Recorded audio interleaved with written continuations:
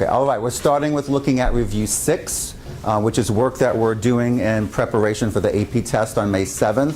So I have the answers to review 6 on the board, so you need to have your work out comparing to what I have, and then we'll take questions, and then whatever we have a question, someone will come to the board and show us what they did, and we'll just do this back and forth until we get all the questions dealt with, or we got the board filled, whichever comes first. So fairly normal routine at the beginning.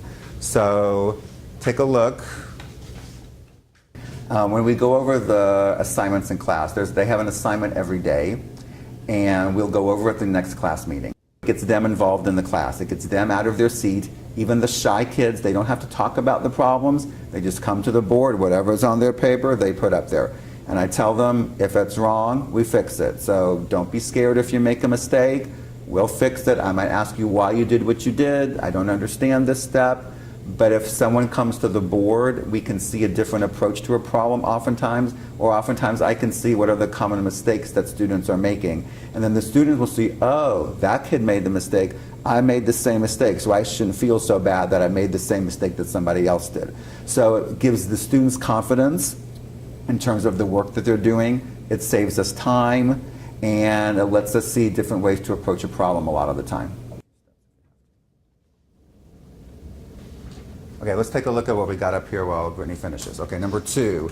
Okay, so 2 is a population growth problem, and a little hint I gave you was to find the exponential growth notes that we did several weeks ago. So the problem says a population grows according to the differential equation dp dt equals kp. And the problem says if the population triples in 5 years, what is the value of k? Okay, so people see differential equation. Normally, you're going to solve it, but not in this one. Okay, because all I want is the value of k. So if you know this is the form of your differential equation, you already know what your solution looks like, which is where we're kind of starting right here.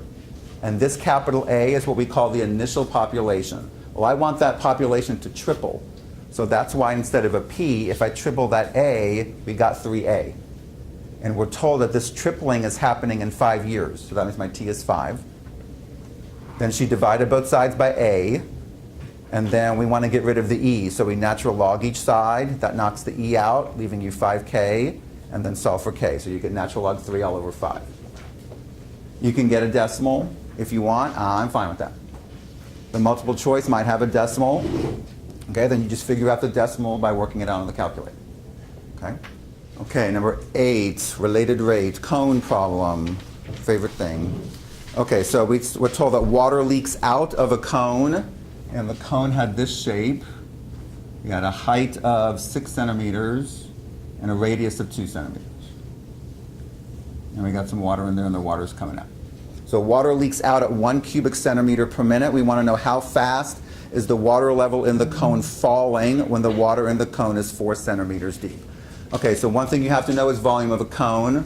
That would be given to you, but we've done enough of these that we should know it's 1/3 pi r squared h. Okay, so here's the issue we have. If you start jumping right into the problem and start doing a derivative, who can raise their hand and tell me what would happen right at this point if we just started differentiating right away? Mark? 2 derivatives. What do you mean 2 derivatives? 2 different derivatives, the derivative of r, dr dt, and dh dt. And so, and how would you get about doing those? What? You would do a proportional triangle inside of the cone, and then you would find out what's you find out what r is in terms of h. Okay, so that's what she's doing here. But let's just suppose I just started differentiating right from the start. Okay, if I just started doing a derivative and I got to r squared h, you're right, somewhere in there is going to be a dr dt and a dh dt, but what process are you going to be doing if you were doing a derivative right there? Oh, product rule. Yeah, you do a product rule. And within his product rule, like he said, he would have a dr dt and a dh dt. The problem with that is, we want dh dt. How fast is the water level in the cone falling? The water level in the cone is how fast the water height changes within the cone. The dr dt is how fast the radius of the water in the cone changes. There's nothing in this problem that tells me that. So that's why he said do a similar triangles analysis. So if you know that the radius of the tank is 2 and the height of the tank is 6, then you pick some arbitrary water radius and some arbitrary water height, and you set up a little proportion. Now, we didn't really show that, so let's show that off to the side here. So I know that little r over little h has got to equal my big R, 2, over my big H, 6. I'm going to call that 1/3.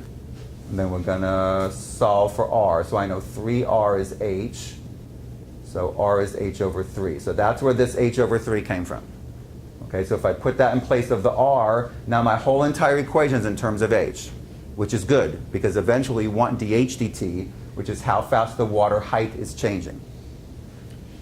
So let's see, we got to simplify this a little bit. So it looks like we squared this out. That's H squared over 9 times another H gives us H cubed over 9 times that pi over 3. Multiply them together. That looks good. Okay, so up to this green line, we haven't done any calculus yet. Okay, this is geometry work. This is algebra work. Now the calculus comes in. So now we're going to do a derivative. The derivative of the v is dv dt. 120 pi over 27 is her coefficient. That just hangs out. Differentiate the h cubed, 3h squared dh dt. We're looking good. dv dt is -1. Who can raise their hand and tell us why the dv dt was -1? Andy? Because it's falling out instead of rising. Right, the water's coming out of the cone, so the water's coming out of the cone. I got a negative rate, so my volume rate is -1. Now, that's not what it said on the problem. The problem said the water leaks out at 1 cubic centimeter per minute, but the leaking out is the negative. We're told that H is 4 centimeters, and we're looking for dH dt, how fast the water level is falling. So now she just has to solve for dH dt. Different people are going to do that different ways. She multiplied over that 27. Then she divided over the pi times 3 times 4 squared. And she worked that out, simplify it, and got -9 over 16 pi centimeters per minute. Right. Now, if you notice my answer, okay, when I wrote my sentence, I said the water falls at 9 over 16 pi. The falling in my sentence is the negative here. And we need units. These are the correct units. We want height units, time units. Okay, height units are centimeters, inches, miles, things like that. Nothing cubic, nothing square, just regular old units. Hard work a lot of times nowadays is kind of like a bad term. But that's really, if you want to be successful, you have to put in the time. I mean, unless you're a naturally gifted, mathematical-minded student, you have to work your tail off to be good in math.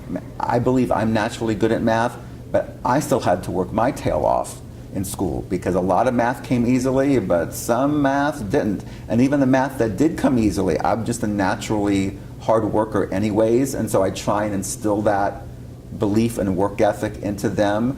And they'll see when I work a problem on the board that takes 5, 6, 7, 8 steps, it's not a push a button on a phone and there's the answer. You know, you have to, there's a thought process and there's a logical reasoning from one step to the next. I mean, math is more than just math. It's how to use your brain in various ways and stretching your brain to solve various different problems in different ways. I often call it mental gymnastics in a way because they really are having to think things through. It's not, 1 + 1 is 2. It's not just a bunch of rote problems. They have to read that thing and be like, okay, what is this really asking me? And then process and then do the calculus that they need to do for the problem. And every problem is different. I mean, one problem might involve one topic and the next problem involves a completely different topic. And so they need to know that, yes, it's hard work, but we're all in this together. I mean, it's not just me. It's not just them as the students. I mean, as you saw, they were working together with each other. I'm working with them. I'm walking around the room. I'm trying to show them what I connect with, what I think is easy, what I get frustrated with in math. So it really is a team effort, and I try to make a team atmosphere in the room so that they don't feel, oh, I'm in this all by myself. I don't think I can handle it because it is too hard. No, we're all in this together. You got somebody next to you who knows something, ask them. You can ask me. Let's work together to try to get through this. Okay, then came to number 7. Number 7 was the tricky one. Okay, so we had this right triangle, and we're told the height is h. We got this angle theta, and the problem told us that the base was always 10 inches. That's huge. Okay, because if your base is always staying the same, you can use that number right away, and that usually simplifies your work. So the question wants us to figure out at what rate is the area of the triangle changing. So if that's the question, that's where I normally start. So her equation was A equals 1/2 BH. Okay, that's the area of a triangle. So she did product rule. That's not wrong. Her product rule is correct. She did first times derivative of second plus second times derivative of first. Although after that, maybe we kind of got stuck a little bit because I don't know where this work happened down here. So we might have to fill in some gaps down here a little bit. If you did product rule, not that you had to, okay, what do you know about dB dt for this particular problem, and how do you know it, Crystal? It's going to stay the same because it says that the base stays at 10. Okay, so the base stays the same, so what would dB dt be? What would be the base's rate if it's staying the same all the time? Is it 10? No. 10 is just how long it is. And it never changes. It's staying the same. 0? So if it never changes, its rate's going to be 0. So if you do product rule, this guy is going to be 0 anyways. So if you can just knock him out, so you're left with 1/2 b dH dt. But we know that the base is always 10. So we could say 1/2 of 10 dH dt, or we could call that 5 dH dt. So that's going to be the rate of change of my area, how fast the area of that triangle changes. The problem here is I don't know how fast my height changes, the h dt. I know the height has a length of h, okay, but I don't know what its rate is. I don't know how fast it's changing. So that's where the trig comes in. The problem tells us that I know how fast the angle is changing. It's changing at 15/26 radians per minute. So she starts off with the trig equation. Tangent theta is opposite h over adjacent 10. So tangent theta is h over 10. Differentiate that. Secant squared theta d theta dt equals 1/10 dH dt. We're looking good. Okay, dH dt, that's what we want to figure out, because whatever we get for dH dt, we're going to put it right here. We know d theta dt is 15/26. They gave me that in the problem. The issue here is secant squared theta. So that's when you go back to your triangle and you try and get some other information. They told you h is 24.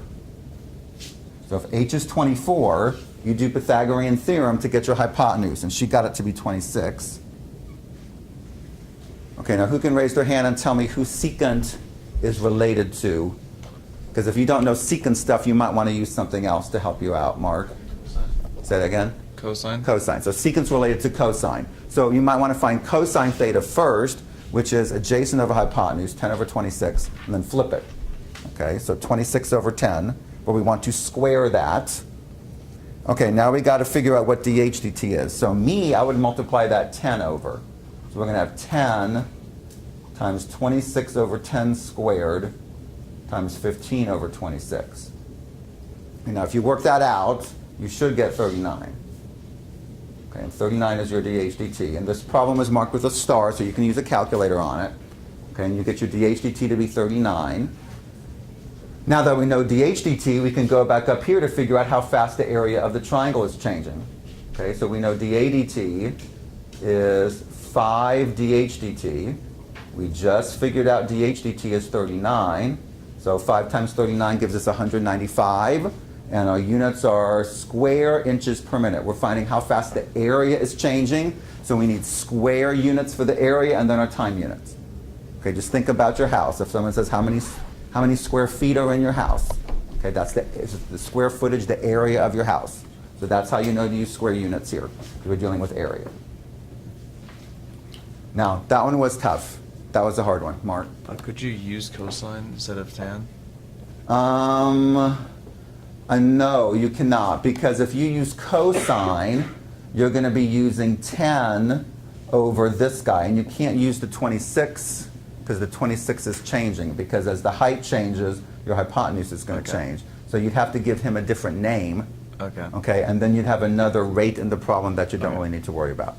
Some problems you might need to use a different trig function, but because this guy's staying fixed, he's never changing at 10, and this guy is changing, tangent is the one that's probably the most useful here.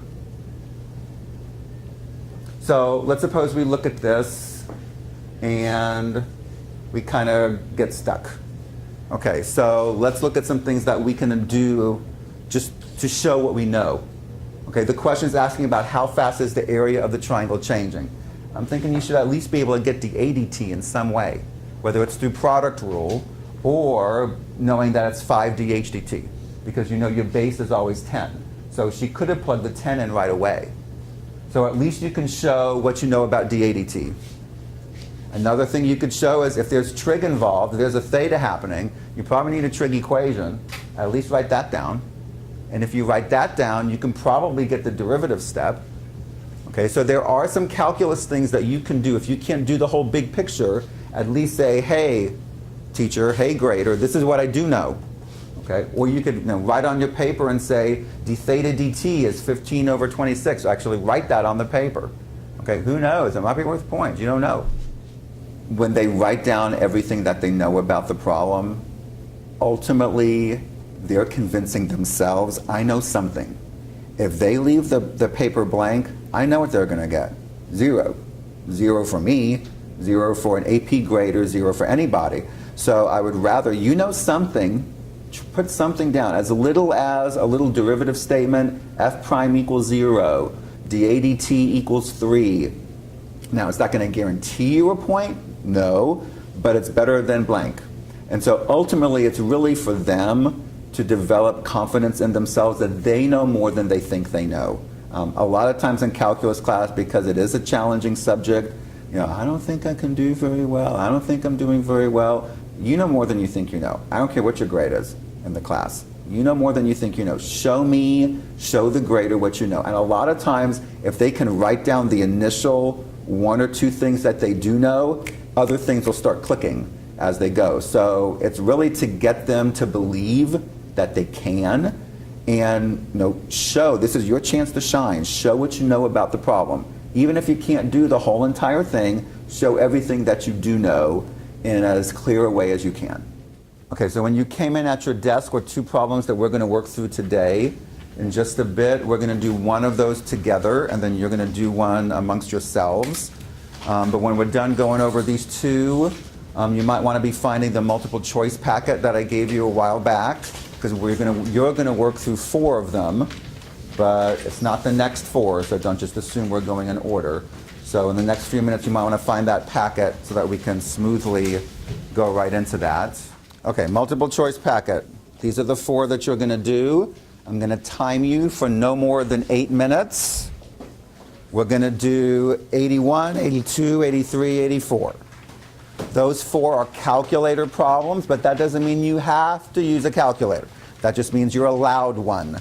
So 81, 82, 83, 84. And then we'll come back together after 8 minutes max, sooner if we can.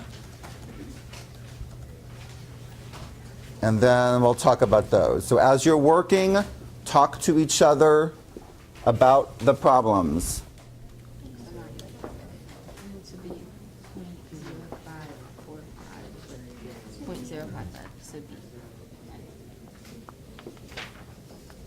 Just a little hint on 84. The graph is not trying to trick you. The graph looks like it's off just a little bit. It's not supposed to be. That's just how it looks.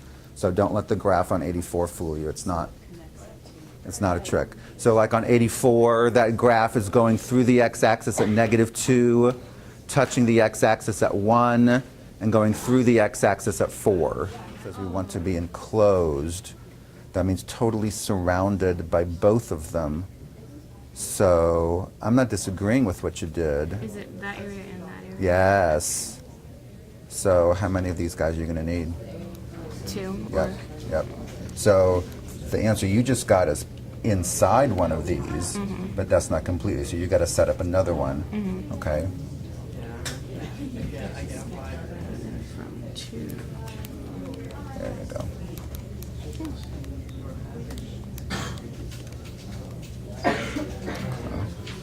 Now, how's that second integral going to change? That's going to be on top There you instead. go. Good. Good. So that's a tricky one. Okay, let's take a look. Okay, so 81. Someone raise their hand and tell us what you think of when you hear the word antiderivative. Camden? Integral? Integral. So there's probably should be an integral going on. I don't see one in A. I don't see one in B. I see derivatives in A and B, but I don't see antiderivatives in A and B. So it's probably not one of those two. So at least you got it down to a 1 in 3 shot. Okay, they tell you g of 2 is -7. They want you to find g of 4. They gave you a function value. G of 2 is -7. They want you to find another function value, g of 4. Who can raise their hand and remind us what type of problem this looks like, Michael? Future position. This is like future position, except there's not a particle motion context. So it's where you began, -7, plus your integral. And you're integrating from 2 to 4 of f of t dt or f of x dx. And the only one that looks like that is e. You got to be careful with d. The -7 is in the integral on d. It should not be for a problem like this. 82, they give you a particle's velocity, and we want to find the acceleration at time 3. Who can raise their hand and tell us what approach they used for this one? Kevin S. Math 8. Math 8. This is a calculator problem. Kevin, how is acceleration related to velocity? It's the derivative. It's the derivative. Okay, acceleration is the derivative of velocity. So I'm asking you to do a numerical derivative at time 3. You crank out math 8. Boom, boom, boom. 82 is B. In math, it's like its own language. It's kind of like studying Spanish or French or German. It's a language unto itself. So when you read a problem, there's certain words in the problem that I call buzzwords, and those buzzwords tell you how to approach the problem. So if a student is stuck, I'll say, okay, let's read this. What's a big calculus word in this problem? Oh, maximum. Okay, so when you think maximum, there's got to be a calculus word that comes into mind. What is that word? Oh, derivative. Okay, now from there, if we're at a maximum, what does the derivative have to be? It has to be 0. So I'm kind of leading them through step by looking at the words and then translating that into the math, which guides them into solving the problem. And so I kind of tell them, if you can decode the language of calculus, you got the problem. I mean, because you're going to know the calculus you're supposed to know. And they know. A lot of times they don't think they know, but they really do know the calculus that they're studying. It's just getting it from the words on the paper, translated into the brain in mathematical calculus language. And so that's why I hone in on a lot of those words, because the words tell them basically step by step how to go through and solve the problem. Okay, next at your seat we're going to look at the big problem of the day, which is the water problem that involves h of t and r of t. So if you will find that and start reading it and thinking about it while I set things up. Okay, so I say we're going to focus quite a bit on these types of problems where you got stuff going in and stuff going out. So here we got water in a tank. We got water entering the tank at a certain rate, and simultaneously we got water leaving the tank at a certain rate. And we know that when we start the clock, we got 20 liters of water in the tank right at the beginning. So these are rates. They tell you that in the problem. They clearly identify them as rates. Okay? And also your units indicate that they're rates as well, liters per minute. So this is the rate entering, going in, rate leaving, going out. A part. How many liters of water entered the tank from time 0 to time 5? Any ideas? I'm not ignoring people. Patricia. Would you have to integrate 0 to 5 from h of t? Say that again. Would you have to integrate h of t from 0 to 5? We're going to integrate h of t function from 0 to 5. That's exactly right. I want to know how much water entered. So to know how much entered, I need to integrate the entering rate from 0 to 5. Y'all do that. This is a calculator problem. Make sure you're in radians, because you've got trig going on here. 7.807. Say that again. 7.807. 7.807.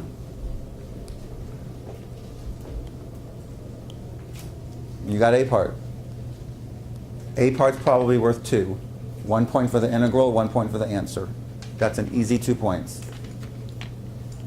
Now, notice we did not use something in A that sometimes students want to use.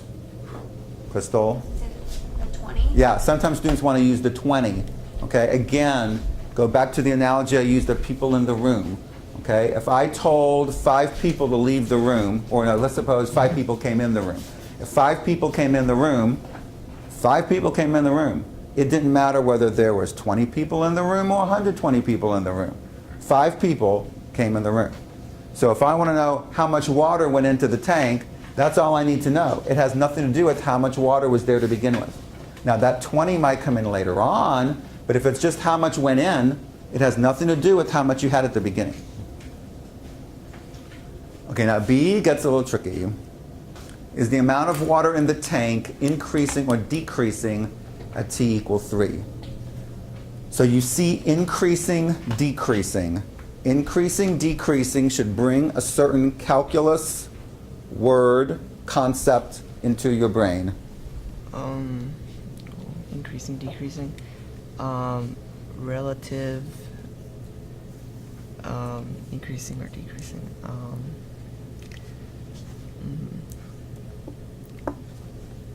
First derivative. First derivative, yes. Okay, first derivative, you sweated it out. First derivative, okay? First derivative, increasing, decreasing, first derivative. Now you gotta be careful, okay? I want the complete derivative for this problem.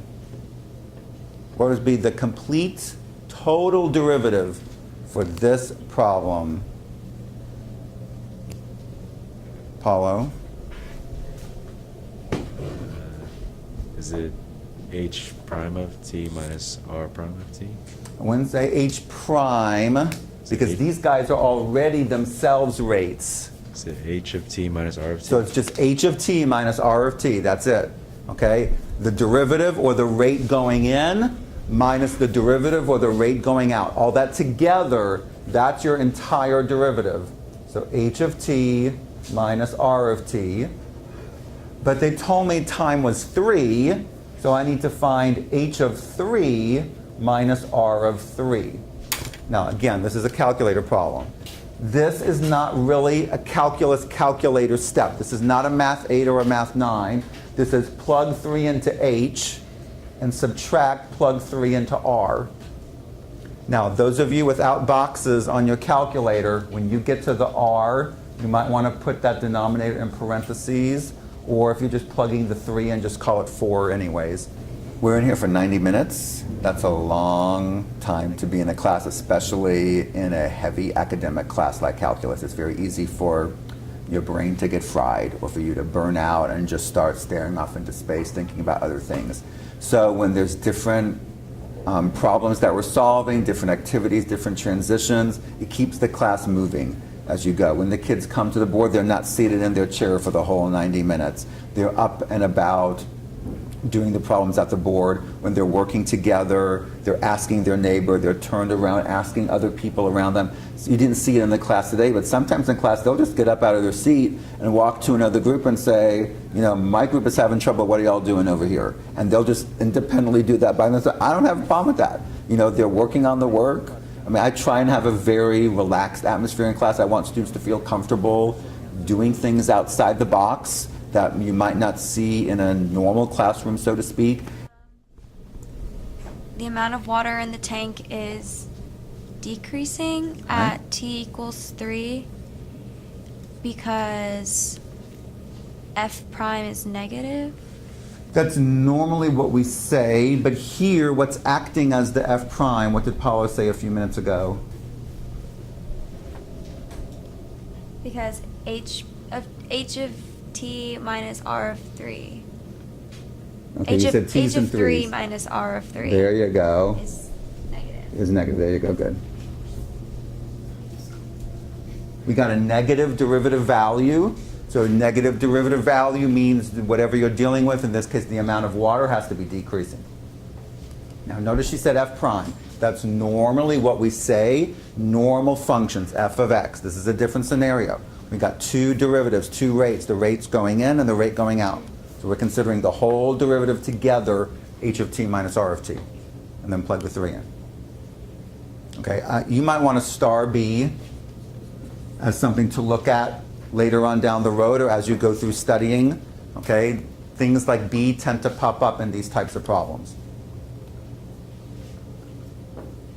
Okay, C part, write an expression for P of t, the total amount of water in the tank at any time t. Mark? P of t equals 20 plus the integral from 0 to t at of h of t minus r of t dt. Good. Now's when the 20 is coming in. Now we got to know how much did we start with, because I want the total amount of water. How much I started with plus how much more was there altogether. Okay, well, all there altogether means you have to integrate your total rate. Paulo told us the total rate up here in B. Now, some people write two integrals. Some people say integral of h of t minus new integral r of t. That's fine. I do it in one big integral like Mark just said. Okay? Now, there's where the 20's coming in. It doesn't come in up here. It's just how much went in. That's it. All the amount of water, that's when you need the 20. Okay, then D part, this is the part that they usually ask. Between 0 and 5, what is the maximum amount of water in the tank? Okay, you hear maximum. Paulo? Candidates are going to happen, yes. Before we get there, You need to set the derivative equal to 0. and what's our derivative for this problem? H of t minus r of t. Yes. Okay, so you hear maximum, that clue is derivative. Notice all these buzzwords, okay, increasing, decreasing, maximum, minimum, concave up, rates. They all clues as to how you approach the problem. So if you can decode the words into calculus language, you know how to at least get the problem started. Mark? If you name the derivative in a previous question, like if you say f of t equals h of t minus r of t, That would be okay. You just That would say be okay. f of t equals 0. As long as you clearly define it, But you can define it in the previous question. that's fine too, Okay. yes. But as long as you clearly do that. Okay. Okay? Now, I'm not going to do that, but as long as you clearly do that, it's okay. Okay? So, Paulo said we got to set our derivative, h of t minus r of t equal to 0. I guarantee you writing that on the paper is a point. So that's big. Now, he also mentioned another word, candidates. That's good. So we got our endpoints, which they told us was t is 0, t is 5. And then we got the interior. Okay, the interior is where this is going to come into play, the interior part. So here's what you're going to have to do. You've got to graph this, h of t minus r of t, and find out when you look at that screen, since that's your derivative graph, when you would have a maximum. Now this is when you've got to be careful, but non-box calculator people, when you type the r of t, that denominator needs to go in its own parentheses. Okay, but if you have boxes, guys, just do the box. Alpha y equals option 1. And a lot of times in calculus, especially problems on the AP test, it's a one giant problem that's broken up into sub-problems. So at the beginning will be the stem of the problem, like the introduction. That's all the information that they need for the entire problem. But when they do the A part, they might not need everything that's up there in that stem. So we have to go through what is A part really asking us. So then go to the stem and just take those parts out. This part of the problem, you might need this later on. When will we need it later on? Well, maybe if we're trying to find the total amount of water, then we need to know how much water there was at the very beginning. But if all we're interested in is how much water did we pour in, it didn't matter whether the tank was empty, half full, 3/4 full. We just want to know how much was put in. So there's certain parts of the problem that they're going to use throughout the different parts, but in the individual parts, they might not need those small pieces, and they need to be able to identify when is this an important piece for part A versus when is an important piece for part B, or a relevant or irrelevant part in part C. Because if they try and take that stem and use everything in it and all the parts of the problem, they probably won't finish, and they'll probably just get frustrated and then give up because they're like, I'm trying to do too much at once. So trying to break everything down into smaller, manageable parts. Let's see what we really need just for this part. Let's just focus on A. We'll worry about B when we get to B, and then we'll focus on B. So just training them and teaching them, just slow down.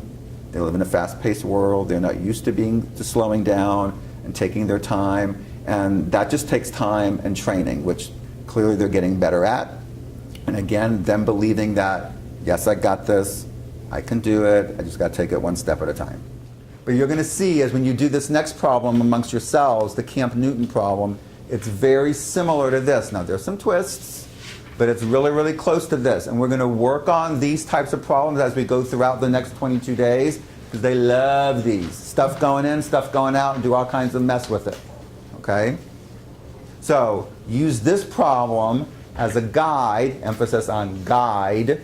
Okay, it's not a strict rule, a guide to help you do the Camp Newton problem.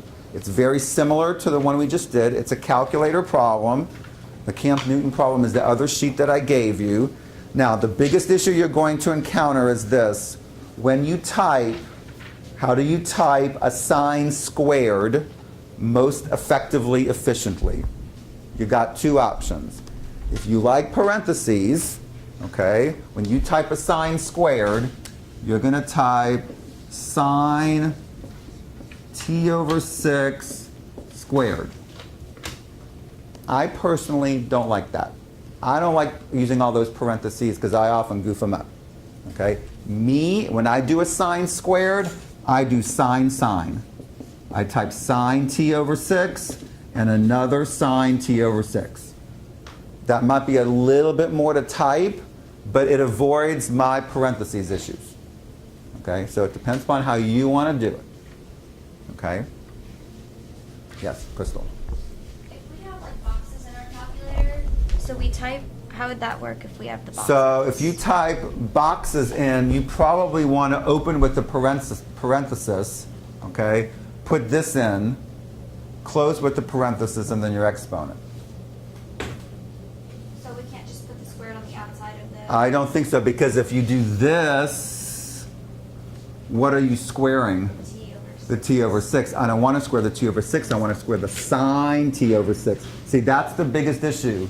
If you have parentheses issues or you don't like to use parentheses and you do this, now you've created a totally new function because you're squaring this guy rather than squaring the whole thing. So to me, if you do sine, to me that takes care of all your issues. That's just my opinion.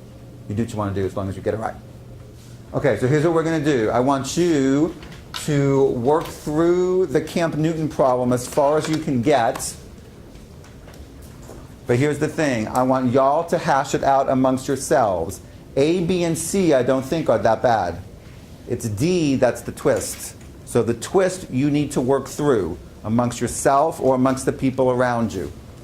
Towards the end, I'll give you review 7 that you need to work on for Thursday.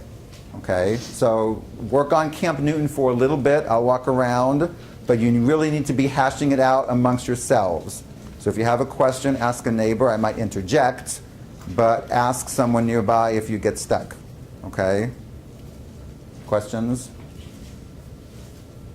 And then we'll wrap up at the end and I'll give you review 7. Okay?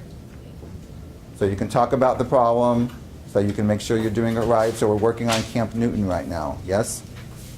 Yes. And as I was walking around, I saw a lot of agreement of negative 121.090. So we can say the amount of water is decreasing because W of 15 minus R of 15 is negative. B, to the nearest whole number, how many gallons of water are in the tank at time t equal 18? Who can tell us what they did and what they got in the end here? Carly, loud. I did 1200 plus the integral from 0 to 18 of W of t minus R of t. And you got? And I got, rounded to the nearest whole number, I got 1310. 1,310 gallons, right. I want the total amount of water. Now, they didn't say total. That threw some people off yesterday. It doesn't matter if they say total or not. how many gallons of water are in the tank. The implication is total. So I need to know how much I started with, 1,200 gallons, plus how much my water changed. That's my integral. If you do A and B perfectly, you got 4 points out of the 9. Okay? That's probably higher than what the average is, because usually the averages on these types of problems are low. Okay, so you're already doing pretty good. Okay, CPAR, amount of water in the tank at an absolute minimum. You should be finding the complete derivative equal to 0, solve it, and then find out how much water you have at the various times. So what we're going to have to do next class is we're going to have to pick up with C, and then you need to think about D. Okay, they give you a little hint. It has to involve an integral. So you've got to think about what am I integrating if no more water is being pumped into the tank. And then what should my limits of integration be? And how do I write an equation? I need an equal sign in there someplace. So D is the twist. A, B, and C, we're getting pretty good. D, you got to think a little bit about. So think about that between now and Thursday. Work on review 7 for Thursday. And then we'll keep on rolling along. You know, like I said, calculus is a challenging subject. The kids need to know that they can. And so when they see things like this, when they see the plaques of all the kids who have made a 5 on the AP test with me, they're like, well, look at all those names. These are all kids that did well. So if they can do well, I can do well. And then the survival piece, I mean, you ask them during the year, they'll probably say positive things because they're nice kids, they're respectful. But if you really got them to tell the truth, they'll be like, there's times when this class is torture. Because it's hard and it's rough and he's giving us all this work and he's moving. There's times when it's really stressful on them, and I'm gonna be honest, there's times when they don't like calculus class and they don't like me. And so at the end, they need to know, look, you survived. You made it through. And when you get your score in July and you see 3, 4, or 5, meaning you passed that test, all of the blood, sweat, and tears that you put into the class, all the times that you thought were terrible, are well worth it. So when they see the posters of I survived, when they see the plaques of the 5s, it again goes to building their belief and their confidence. And a lot of times those plaques are a motivator. They're like, I want my name on that plaque. I am going to get my name on that plaque. I will do everything I can. I will study my brains out because I want my name on there. And I've had a lot of students over the years, they see the plaque and they're like, I want my name on there all the time. I say, you know what? All year long, it's like the regular season. This month of April is kind of like the playoffs. And then when May 7th comes, the day of the test, that's the Super Bowl, the World Series, NBA Championship, Stanley Cup, Wimbledon, all rolled into one. That's our day. We have one day. And that's the day that we're going to perform and we're going to show everything we know. So I love the analogy you gave of game day. That's the same type of thing I use. And they need to realize that this is all preparation. I'm not going to give them things that I know are not important in terms of the study of calculus. They need to see the big picture of calculus, not small little tidbits that on their own are irrelevant. They need to see how it all fits together. And when we do these big problems in class, they're starting to see part A involved an integral, part B switched to derivative, part C used something else. And so they're starting to see how all the calculus that they've studied all year long is fitting together in various ways. It wasn't just isolated topics that we studied just because someone told us we had to study it. It's a big picture. Maybe as they were going along, they didn't see how this chunk was working or fitting, but now they're seeing how all the different parts fit, not just in calculus, but in all of their math. I mean, back in algebra class, we were doing algebra things today that they did way back in 8th grade, 7th grade. So they're really seeing how not just the big picture of calculus comes into play, but the big picture of math as a whole comes into play in this class. I mean, one of the things I often tell people is calculus really is the culmination of all the math you've studied from kindergarten all the way through 11th and 12th grade, all put together in various ways.